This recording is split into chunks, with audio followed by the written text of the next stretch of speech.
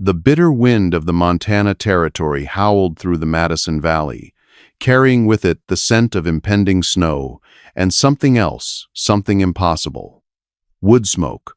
Silas Cole froze, his gloved hand tightening instinctively around the worn stock of his Sharps rifle. He had been up in the deep Bitterroots for 7 grueling months, trapping beaver and marten, leaving his isolated cabin locked and frozen in the foothills.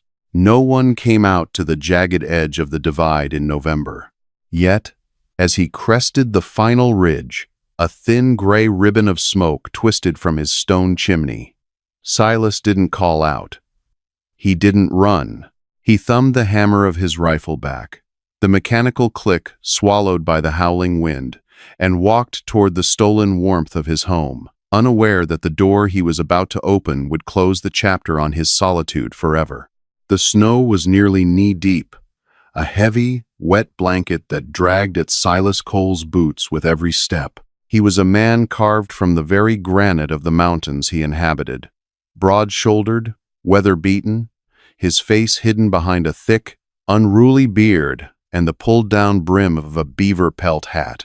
For 8 years, following the brutal conclusion of the war and the betrayals that drove him west, this cabin at the base of the Spanish Peaks had been his sanctuary. It was a place where the world could not reach him, where the only currency was survival and the only voices were the wind and the wolves.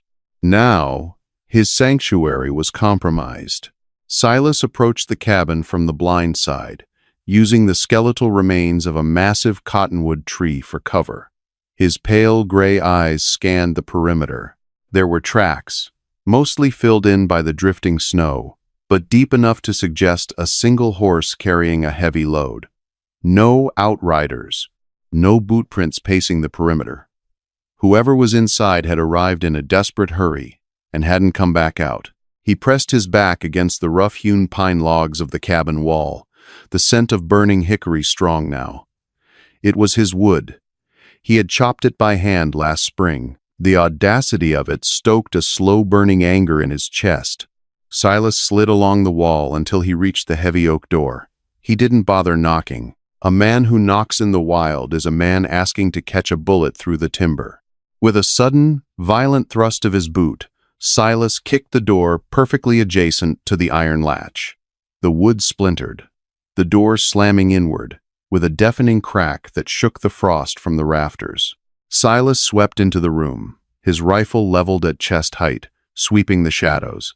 "Don't move a single muscle," his voice boomed, gravelly and unused, filling the small space. He expected a drifter.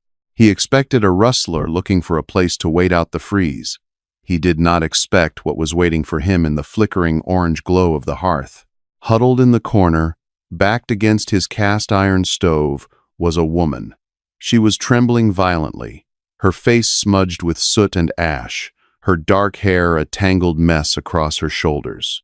She was wearing a heavy, men's wool coat that was sizes too large for her, but what caught Silas's immediate attention was the heavy Winchester repeater she had leveled directly at his chest. Her hands were shaking so badly the barrel of the rifle wobbled, but her eyes, a striking, defiant hazel, were locked onto his. "Get out," she whispered. Her voice was cracked, raw from cold and fear, but it carried a steel edge. "Get out, or I swear to God I will kill you where you stand." Silas didn't lower his Sharps. His gaze flicked rapidly over her. He noted the pale exhaustion in her skin, the dark, wet stains soaking through the left shoulder of the oversized coat.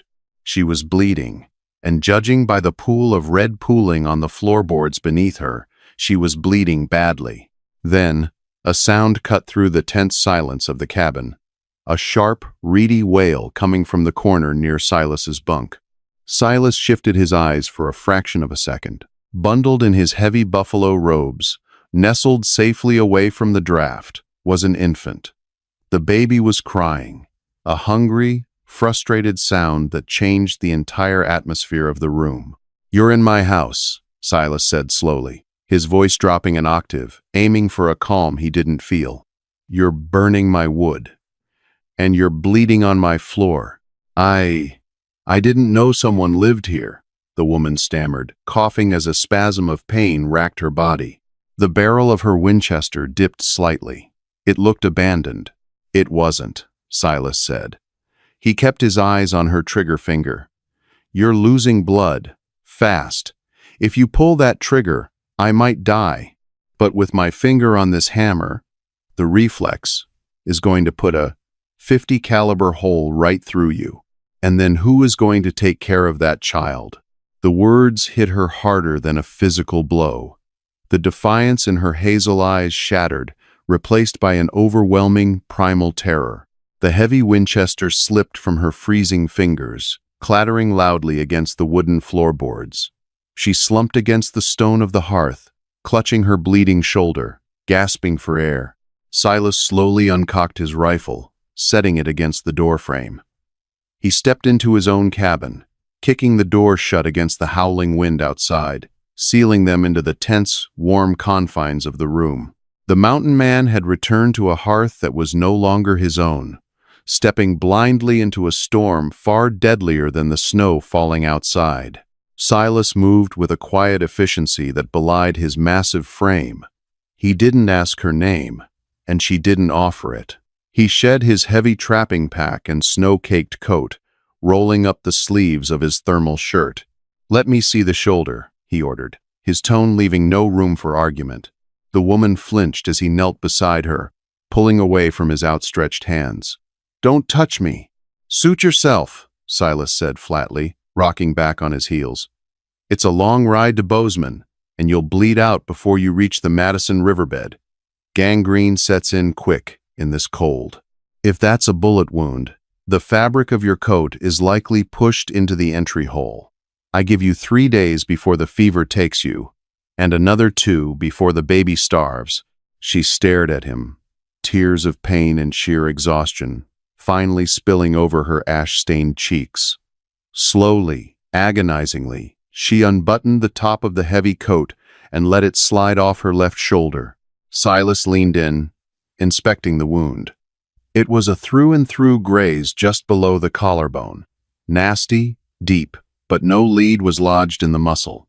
"You're lucky," he muttered, grabbing a clean linen towel from a trunk at the foot of his bed. "It missed the artery. Who shot you?" "Bandits," she gasped out as Silas applied pressure to the wound with the towel, causing her to cry out.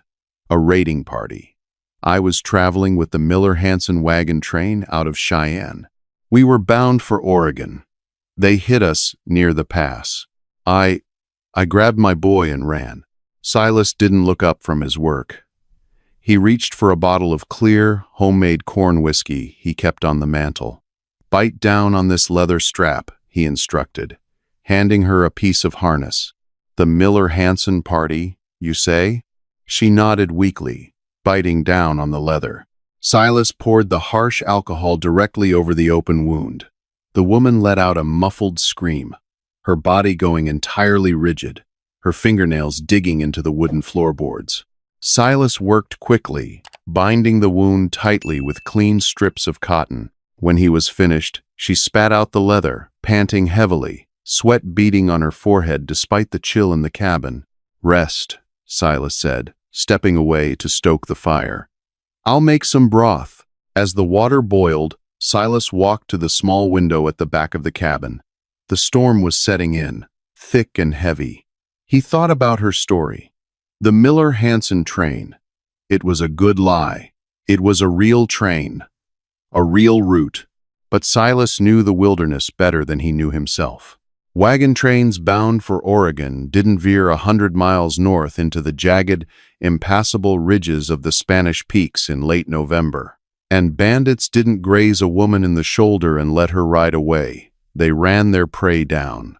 While she drifted into a feverish sleep, Silas went outside into the biting cold to tend to her horse, which he found tied in his small lean-to shed.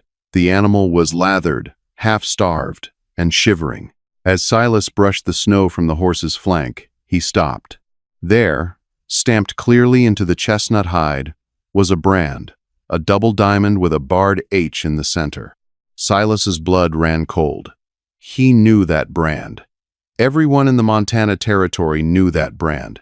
It belonged to the Blackwood Ranch, owned by This Josiah story was Hennessy. posted on the channel Hennessy The was a Rusty copper Saddle. baron who Please had do not diversified repost into it in any cattle, a form. ruthless, incredibly wealthy, and violently possessive man who practically owned the lawmakers in Butte and Helena. Silas walked back inside, the howling wind snapping at his heels. He looked at the sleeping woman, then at the baby cooing quietly in the corner. He walked over to the discarded men's coat she had been wearing. He reached into the deep pockets. His fingers brushed against cold metal. He pulled out a heavy silver pocket watch. Flipping it open, the firelight caught the intricate engraving on the inside cover. To Clara, forever mine. Josiah. Silas snapped the watch shut. The woman on his floor wasn't a desperate pioneer fleeing a raid.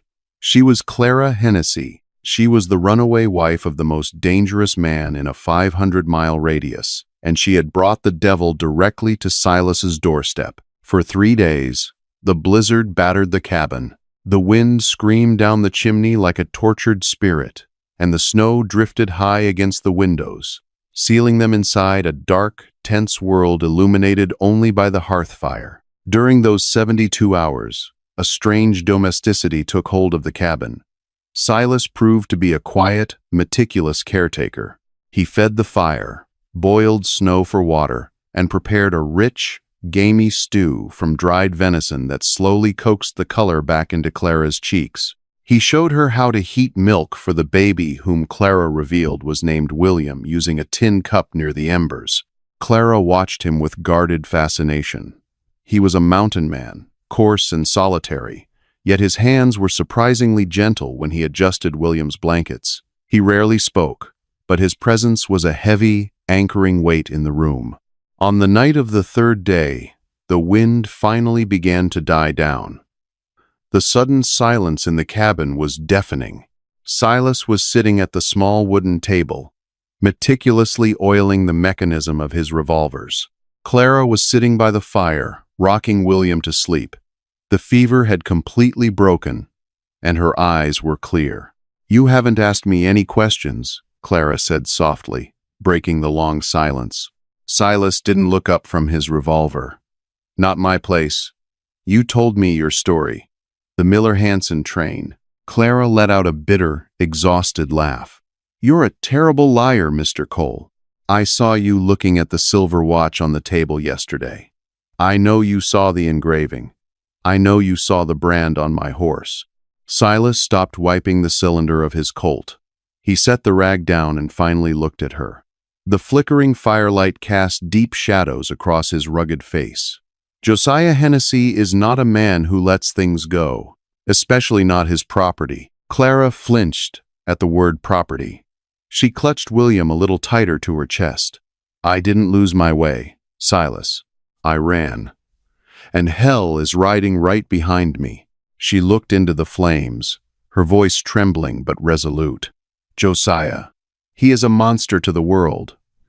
But behind closed doors, he is something worse."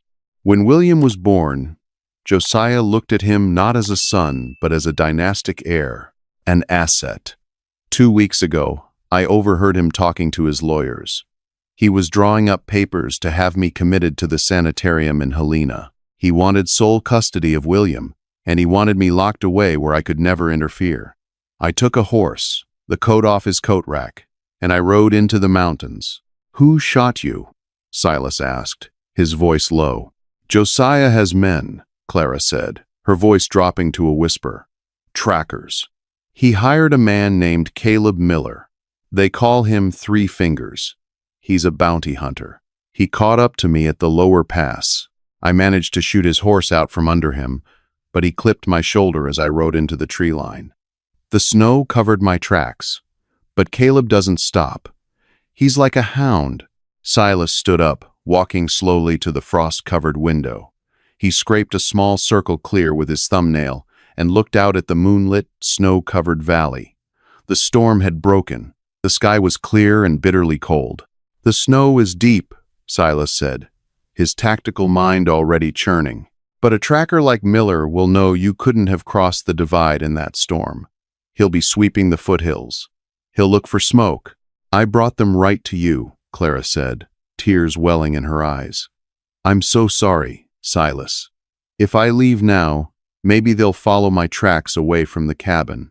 "You wouldn't make it 5 miles in the drifts with a wounded shoulder and an infant," Silas replied gruffly. He turned to face her. "And I don't send women and children out to die in the snow. Not anymore." Clara looked up, catching a flash of old, deep pain in his pale eyes, a ghost of a past he hadn't spoken of.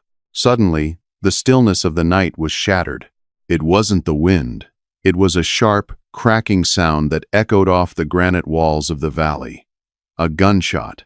Silas blew out the oil lamp on the table in one swift motion, plunging the cabin into darkness save for the dying embers of the fire. He grabbed his Sharps rifle and moved flush against the wall beside the door. "Get in the root cellar," Silas hissed, pointing to a heavy trapdoor partially hidden beneath a rug. "Take the boy. Do not make a sound, no matter what you hear up here." Clara didn't argue. She scrambled to her feet, clutching the baby, and pried the heavy door open, descending into the dark, earthen-smelling cold beneath the floorboards. As the trapdoor shut flush, Silas listened. Over the crunch of the fresh snow outside, he heard the low, guttural growl of a tracking hound, followed by the heavy, deliberate footsteps of men who had come to kill.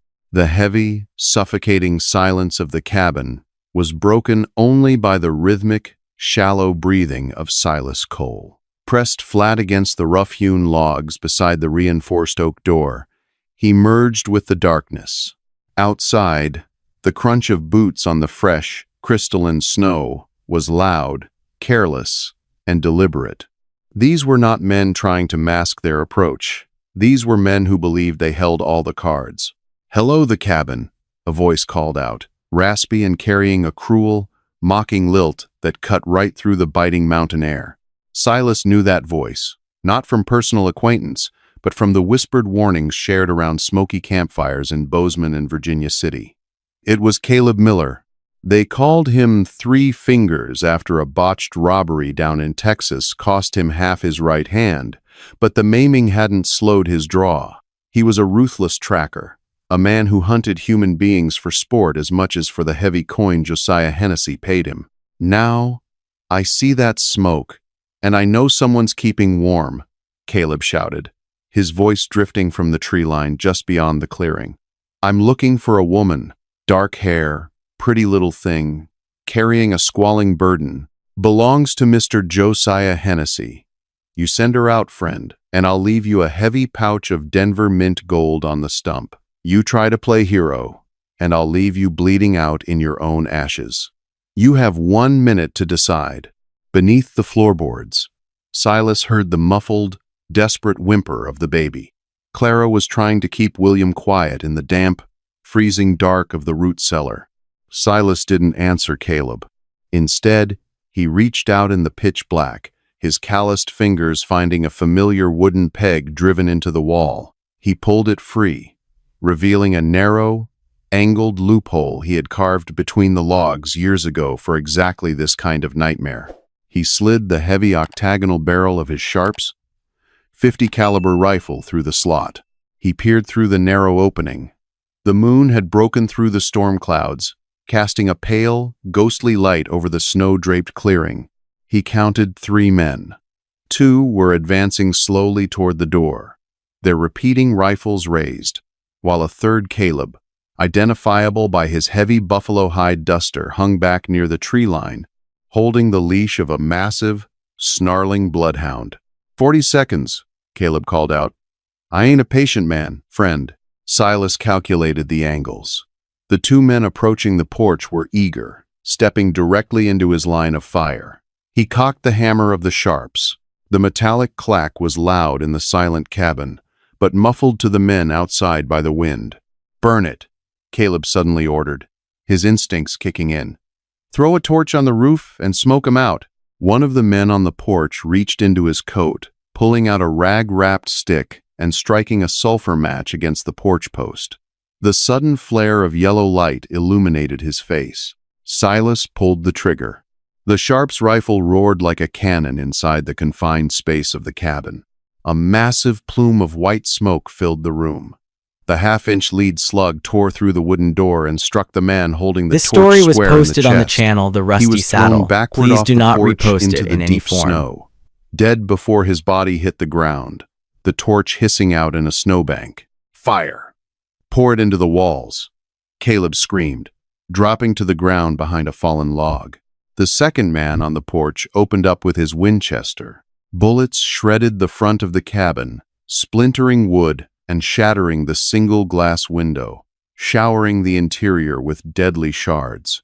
Silas dropped flat to the floorboards, crawling rapidly beneath the hail of lead toward the back of the room. He discarded the single-shot sharps and drew his twin Colt Peacemakers. The gunfire was deafening, a relentless barrage that chewed through the pine logs. Silas knew the cabin wouldn't hold up forever. They had the numbers and the ammunition. He needed to break their siege. He crawled to the stone hearth. Beside it was a small, low door he used for hauling in heavy firewood directly from the lean-to shed outside. He unlatched it, the iron hinges protesting softly, and slipped out into the freezing night, crawling on his belly through the snow into the shed. He was now flanking them. Silas peered around the edge of the stacked cordwood.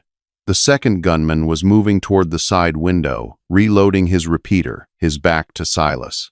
Silas raised his right Colt, thumbed the hammer, and fired. The shot caught the man in the shoulder, spinning him around before Silas fired a second time, dropping him into the snow. Suddenly, a massive weight slammed into Silas's back, driving him face first into the icy ground.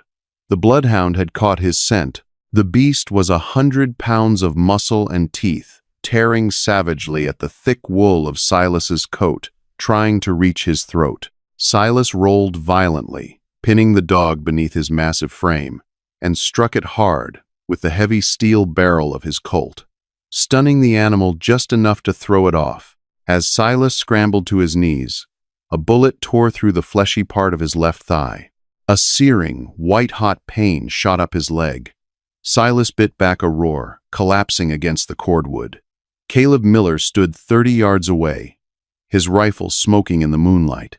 "You're quick for a big man," Caleb sneered, working the lever of his rifle. "But you ain't quick enough." Before Caleb could fire the fatal shot, a deafening crack echoed from the cabin. Caleb staggered backward, crying out as his rifle spun from his hands. He grabbed his right arm, a dark stain spreading rapidly across his bicep. Silas whipped his head around. Standing at the shattered front window, her face pale as a ghost in the moonlight, was Clara. She held Silas's discarded Sharps rifle, which she had managed to reload in the dark smoke still drifting from its barrel. Caleb looked at the cabin, then at his shattered arm, and finally at Silas, who was raising his Colts once more. The bounty hunter spat a curse into the snow, turned, and bolted into the thick timber, abandoning his dead men and his wounded dog. Silas lowered his guns, his breathing ragged, the pain in his leg throbbing with every heartbeat. He limped heavily back into the cabin, pulling the heavy door shut and barring it with a thick beam. Clara dropped the heavy rifle, her hands shaking uncontrollably, and rushed toward him. "You're hit. Oh, God! Silas, you're bleeding." "It's just meat," Silas grunted, sinking into a wooden chair and tearing a strip from his shirt to tie a hasty tourniquet around his thigh. He looked up at her, his gray eyes burning with a fierce intensity. "You came out of the cellar." "I heard the dog," she breathed, tears streaming down her face. "I heard you fall. I couldn't just stay down there and let him kill you." Silas stared at her. The grit she possessed, the sheer will to survive, was staggering. She wasn't just a runaway socialite. She was forged of iron. "Miller is alive," Silas said grimly, tightening the knot on his leg until he winced. "He'll ride to the telegraph office in Virginia City. Josiah will know exactly where we are by morning. He won't send 3 men next time. He'll send 30. Clara ran to the root cellar, pulling William out and holding him tight to her chest. "What do we do?" Silas stood up, forcing his weight onto his wounded leg. He didn't have a choice. The sanctuary was burned. Pack everything warm that you can carry. We ride for the Devil's Staircase. We leave tonight. The escape was a descent into a frozen hell. Silas rigged a sturdy travois, a dragging sled made of pine poles and woven buffalo hide, and hitched it to his massive Belgian draft horse, Buster. He bundled Clara and William deep into the furs, tying them down so they wouldn't spill out on the treacherous inclines. They left the cabin burning behind them. Silas had set the fire himself, tossing a lantern onto the oil-soaked floorboards to destroy any supplies or tracks that might aid Caleb's inevitable posse. As they rode higher into the Spanish peaks, the orange glow of his home of 8 years faded into the blinding white of the mountains. Silas didn't look back. The route he chose, known locally as the Devil's Staircase, was a brutal, jagged pass that cut right over the Continental Divide. It was considered suicide in the winter. The trail was narrow, flanked by sheer drops of hundreds of feet into black, rocky abysses. The wind up here didn't just howl, it screamed, driving ice crystals into Silas's face like shattered glass. His wounded leg screamed in agony with every step. His own horse, a sturdy Mustang, took through the chest-deep snowdrifts. But Silas pushed forward, leading Buster and the travois by a thick rope, navigating by the stars and a memory of the terrain that was etched into his very bones. By the second night, the storm had fully passed, leaving a silent, glittering, and deadly cold world in its wake. They took shelter in a shallow cave carved into the granite face of the mountain. Silas managed to build a small fire from dead scrub brush, the heat barely penetrating the freezing air. Clara emerged from the furs, her face gaunt, her eyes hollow with exhaustion. She immediately set to checking William, who was thankfully warm and sleeping soundly against her chest. She looked at Silas. He was sitting against the cold stone wall, his face pale, sweat freezing on his brow. The makeshift bandage on his leg was soaked dark red. Without a word, Clara tore a clean strip of linen from her petticoat, took the bottle of corn whiskey from Silas's pack, and crawled over to him. "I can do it," Silas rasped, trying to wave her off. "You did it for me," Clara said softly, her voice leaving no room for argument. "Now it's my turn.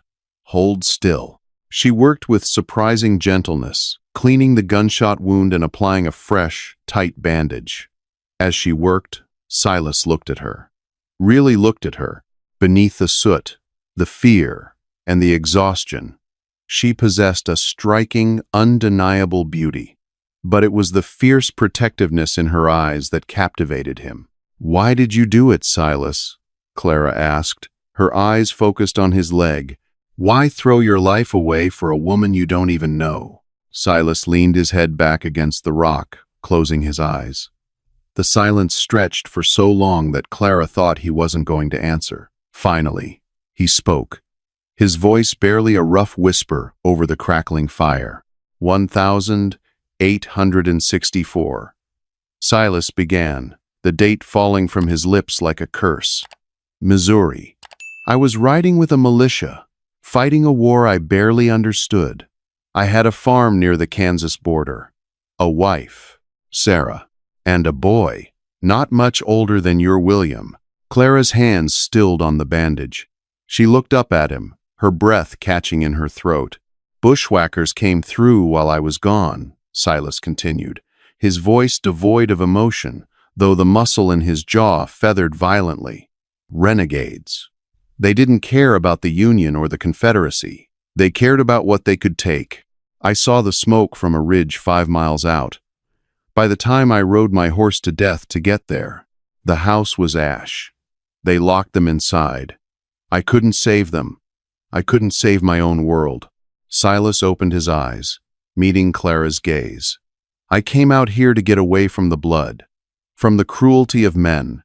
I built that cabin to be forgotten, but when I kicked open that door and saw you, saw that boy, I wasn't going to let the fire take another family, not while I still had breath in my lungs."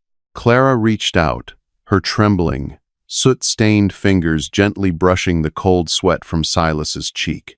It was an intimate, heavy touch, laden with 1,000 unspoken words.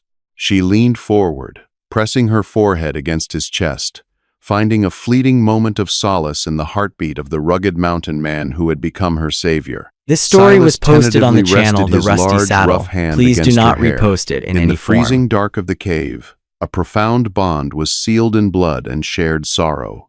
But the mountain had one final, cruel trick to play. The next morning, they reached the apex of the Devil's Staircase. From this jagged precipice, the world opened up below them, revealing the sprawling expanse of the Gallatin Valley. Freedom was just a long, treacherous descent away. Silas pulled his Mustang to a halt, raising a brass spyglass to his eye to scout the valley floor. Clara, sensing the sudden, rigid tension in his broad shoulders, pulled herself up in the travois. "Silas? What is it? Do you see the rail line?" Silas slowly lowered the spyglass, his face turning the color of the snow beneath them. "I see the rail line," Silas said, his voice hollow. "And I see who's waiting on it." Clara practically scrambled out of the sled, ignoring the burning pain in her healed shoulder. She grabbed the spyglass from his hand and lifted it to her eye. Down in the valley, positioned directly across the only narrow gorge that led out of the mountains, was a private, armor-plated locomotive steaming on a spur line. Surrounding the train was a sprawling, organized camp. There were tents, heavily armed men on horseback, and a blockade of felled timber stretching across the pass. And standing on the observation deck of the luxury rail car, wrapped in an expensive fur coat and flanked by a half-dozen hired guns, was a man Clara would recognize anywhere. It was Josiah Hennessy. He hadn't waited for Caleb Miller's posse. He had brought his own private army, and he had sealed the only exit out of the mountains. They were trapped on the summit, caught between the deadly cold of the peaks and the ruthless copper baron waiting to claim his prize below. The metallic hiss of the locomotive's steam engine drifted up the icy precipice, a mechanical beast breathing in the pristine silence of the Gallatin Valley. Silas Cole lowered his brass spyglass, the bitter wind whipping his thick beard. Below them, Josiah Hennessy had transformed the narrow throat of the pass into an ironclad fortress. 30 heavily armed men, mercenaries drawn from the dregs of the Pinkerton Detective Agency and Rustler camps, patrolled the timber blockade. At the center of it all sat the private rail car, a symbol of Hennessy's inescapable reach. "We can't fight an army, Silas," Clara whispered, her voice trembling but her hazel eyes fixed with a desperate clarity on the valley floor. The baby, William, shifted uneasily against her chest, insulated by layers of buffalo hide. "He knew we couldn't cross the high ridges. He just drove us like cattle into a chute." Silas didn't answer immediately. He gritted his teeth, shifting his weight off his wounded left thigh. The bullet hole throbbed with a sickening, hot rhythm that warned of impending infection. He looked at the blockade, calculating distances, firing angles, and the sheer volume of lead those men could throw. A direct descent was suicide.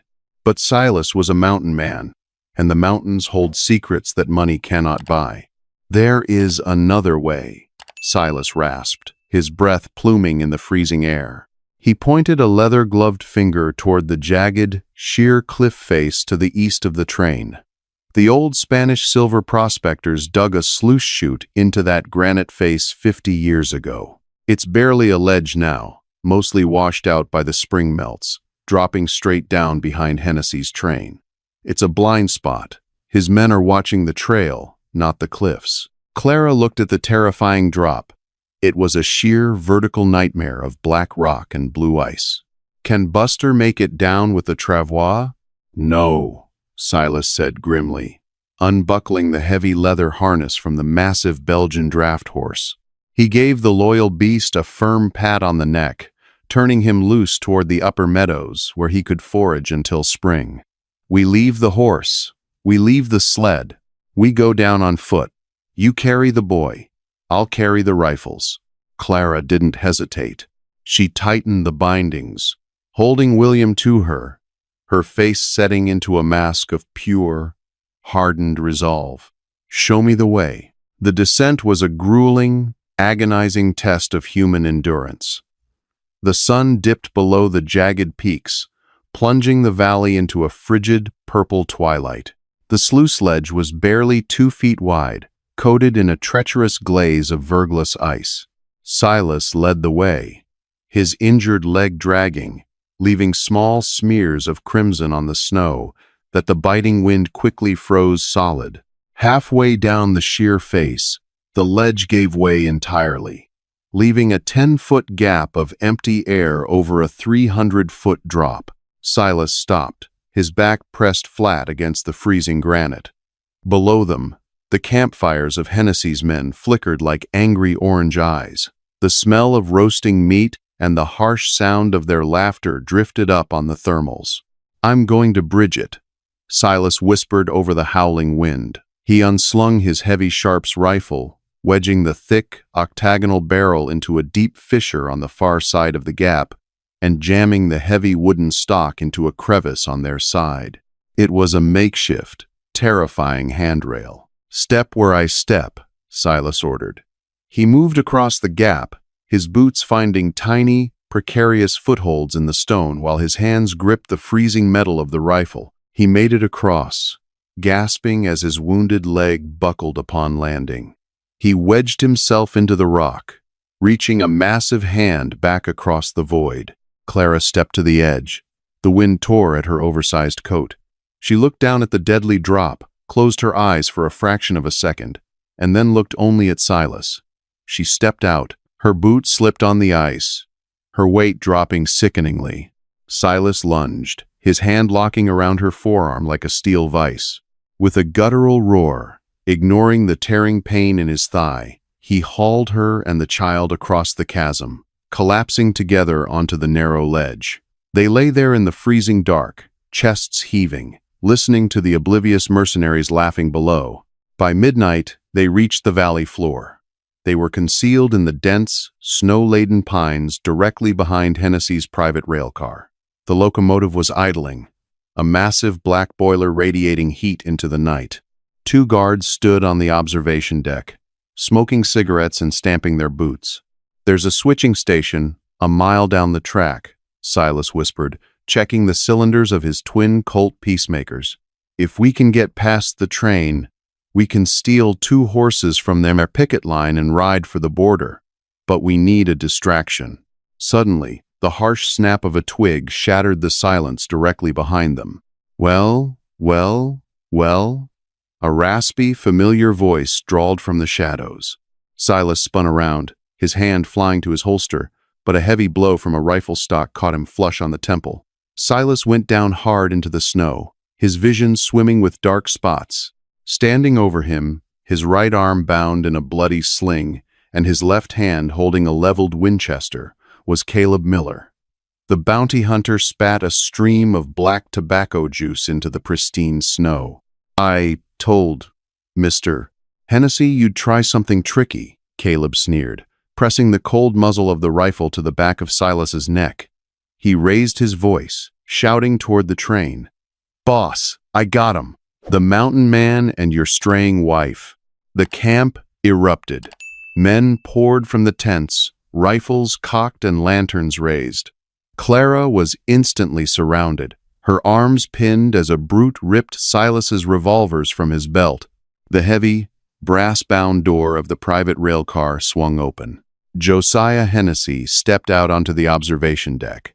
He was a man of immaculate wealth and terrifying stillness, wearing a tailored charcoal suit beneath a beaver fur coat. He looked down at the scene with the cold, detached interest of a man inspecting his livestock. "Clara, my dear," Josiah said, his voice smooth and carrying effortlessly in the cold air. "You have caused me an immense amount of inconvenience and a considerable amount of money. Here is the expanded and intensified rewrite of Part 7, diving deeper into the grit, the psychological warfare, and the visceral action of their final stand." Silas Cole was dragged roughly to his feet, his massive arms wrenched violently behind his back by 2 burly mercenaries, smelling of cheap tobacco and unwashed wool. Warm blood trickled down from his temple.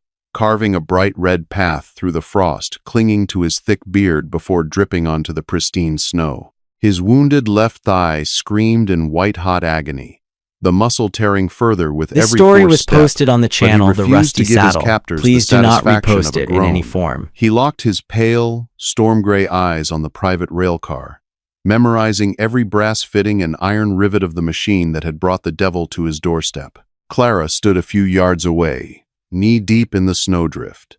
She was surrounded by a half-dozen hired guns, whose Winchester rifles were leveled squarely at her chest. Yet, she did not cower. She clutched the heavy buffalo hide coat tightly around William, shielding the infant from the biting wind and the cruel stares of the men. The heavy, brass-bound door of the private railcar clicked open. The sound was deafening in the frozen silence of the canyon. Josiah Hennessy stepped out onto the observation deck. He was a man of immaculate wealth and terrifying stillness. While the men around him were bundled in crude furs and shivering, Josiah wore a perfectly tailored charcoal wool suit beneath a sleek beaver pelt overcoat.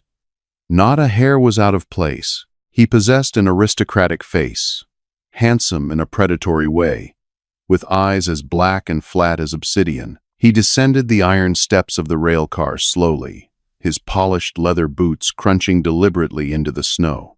He stopped just a few feet from Clara, not looking at her face, but staring with cold detachment at the bundle in her arms.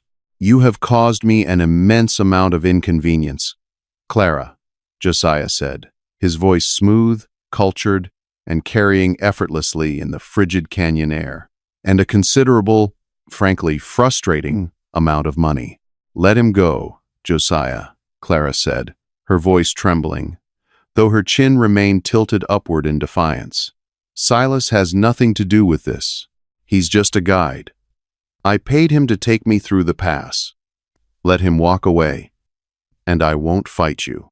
Josiah let out a dry, breathy chuckle that held no humor. He finally dragged his dark gaze up to meet hers. "You are in no position to negotiate terms, my dear. You stole my heir. You stole property of the Blackwood Ranch. Did you really think a few miles of snow and rocks could hide what is mine?" He turned slowly, his eyes finally landing on Silas. Josiah looked at the towering mountain man, the way one might look at a rabid dog that had wandered onto a manicured lawn.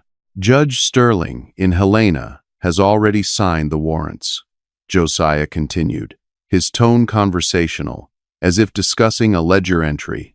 "As far as the law is concerned, you are an officially diagnosed, hysterical woman who kidnapped a child and fled into the wilderness. And this brute?" Josiah gestured dismissively toward Silas. "He is the wanted murderer who aided you." "He's not a murderer," Clara yelled, her voice cracking, echoing off the sheer granite walls of the canyon. "He saved us. He will be a murderer by sunrise, once the morning editions hit the presses in Bozeman." Josiah smiled, a thin, cruel curvature of his lips that made Silas's blood run cold. "The story, Mr. Cole, goes exactly like this. You, a deranged and solitary mountain man, ambushed my fragile wife's wagon train. You dragged her into the peaks. I, the devoted husband, bravely tracked you down. In the ensuing, tragic shootout, you murdered my poor, insane wife before my men could put you down. I recover my son from your bloody hands. The tragedy boosts my public profile exponentially for the upcoming gubernatorial race, and you rot in an unmarked, shallow grave in the very mountains you love so much."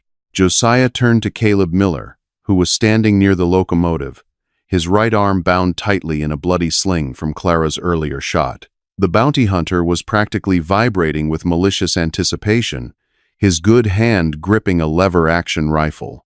"Mr. Miller," Josiah said softly, "kill the mountain man first. Take off his kneecaps. I want my wife to watch him bleed out before you attend to her." Caleb grinned, a feral showing of crooked teeth. He cocked the hammer of his Winchester, stepping toward Silas. "With pleasure, boss." Silas knew he had a fraction of a second.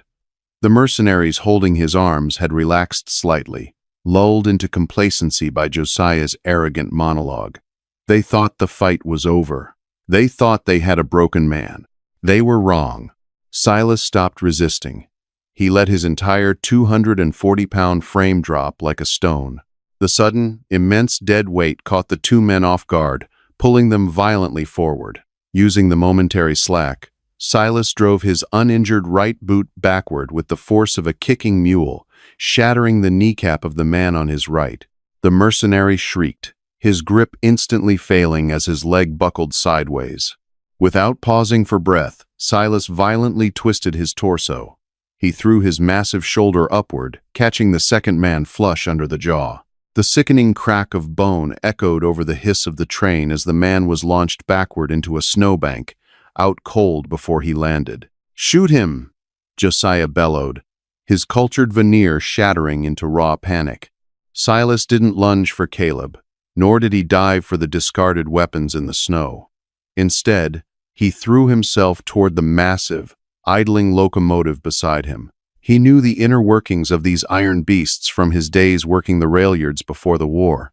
He slammed into the side of the hot metal boiler and grabbed the heavy, cast-iron blowdown valve, the emergency pressure release wheel.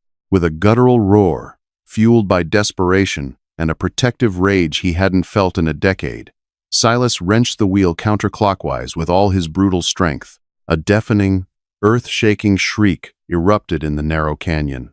A massive geyser of superheated, blinding white steam blasted out of the locomotive's belly at incredible velocity. It instantly engulfed the entire rail yard in an impenetrable, scalding fog. Chaos reigned. The mercenaries screamed in terror, blinded and choking on the wet, burning air. Rifles fired wildly into the whiteout, the muzzle flashes looking like lightning trapped in a cloud. Silas hit the snow, rolling beneath the heavy iron wheels of the train as bullets sparked and pinged harmlessly off the thick boiler steel above his head. He crawled through the slush, his eyes stinging. Through the thick, swirling steam, he saw a dark silhouette stumbling backward, coughing violently. It was Caleb Miller. Silas shot out from under the train like a coiled spring. He swept Caleb's legs out from under him. The bounty hunter crashed hard onto his back. Before Caleb could even raise his rifle, Silas was on top of him. Silas's massive, calloused hands locked around Caleb's throat. Caleb thrashed wildly, his one good hand clawing at Silas's face, leaving deep, bloody gouges. But Silas, fueled by the memory of the fire that took his first family and the desperate need to save his second, was an immovable force of nature. He squeezed until Caleb's eyes rolled back, and the bounty hunter's body went completely, permanently limp in the snow. Silas snatched Caleb's discarded Winchester from the slush. He levered around into the chamber, the mechanical click grounding him. He rose slowly into the swirling, hissing steam. "Clara!" Silas roared, his voice tearing through the fog. "Here!" her voice called out, surprisingly close, coming from the direction of the railcar steps. Silas limped forward, the steam finally beginning to thin as the boiler pressure rapidly equalized. The wind caught the remaining fog, sweeping it away to reveal a scene frozen in time. Josiah Hennessy was standing at the base of the railcar steps. His pristine overcoat was soaked with condensed steam, his hair plastered to his forehead. In his hand, he held a silver-plated, double-barreled Derringer, aimed directly at Silas's chest. But Josiah wasn't pulling the trigger. He was completely, rigidly still. Behind Josiah, standing halfway up the iron steps of the observation deck, was Clara. She had shed the heavy, cumbersome buffalo coat. William was safely secured in a woven sling tightly against her chest, and in her hands, gripped with an absolute terrifying steadiness, was one of Silas's heavy Colt peacemakers. She had stripped it from the guard she had tackled during the blinding chaos of the steam release. The heavy steel barrel of the Colt was pressed squarely against the back of Josiah Hennessy's skull. "Drop it, Josiah," Clara commanded. Her voice wasn't trembling anymore. It was devoid of fear. It was as cold and hard as the granite peaks surrounding them. Josiah let out a wet, uneven breath. He tried to force his arrogant chuckle, but it died in his throat. "You won't do it, Clara. You haven't the spine. You're a society wife. You don't know the first thing about taking a life. You never knew me at all," Clara whispered, her finger tightening on the trigger.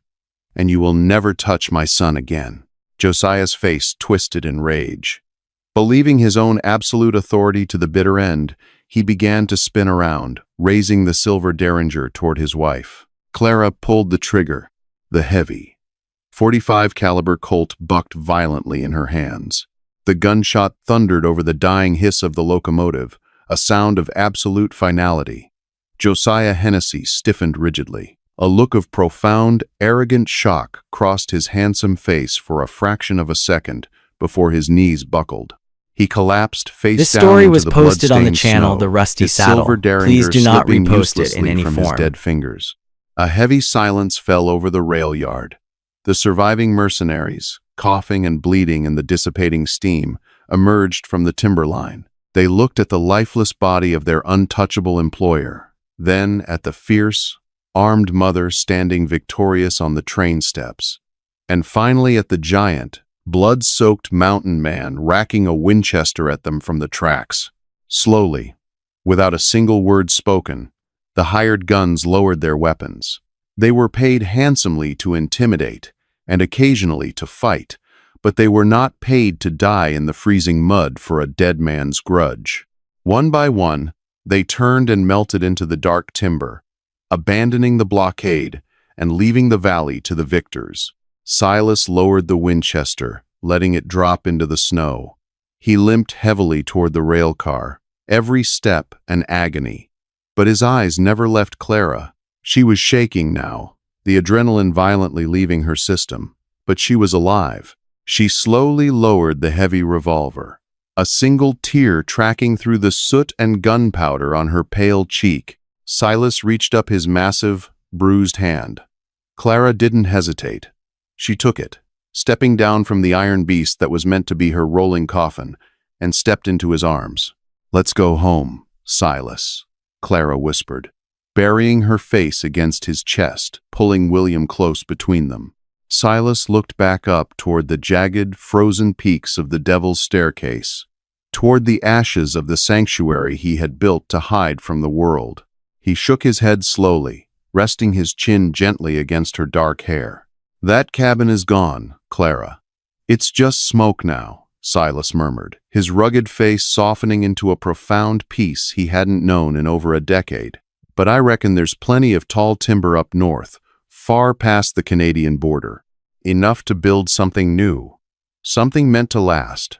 The ashes of the solitary cabin at the base of the Spanish Peaks were eventually buried under the deep winter snow, leaving no trace of the violent siege or the ghosts that Silas Cole had harbored there. The local papers in Helena printed wild, conflicting tales about the sudden demise of the copper baron Josiah Hennessy, but no lawman ever rode into the deep timber to seek the truth. Far beyond the reaches of the Gallatin Valley, in the untouched wilderness of the Canadian Rockies, a new hearth fire was lit. Silas didn't return to a life of isolation. The smoke rising from his new chimney no longer signaled a desperate man hiding from his past, but a family fiercely forged in the crucible of winter. Clara and William found their sanctuary not in the wood or the stone, but in the unwavering strength of the mountain man who had chosen to step out of the shadows and fight for the living.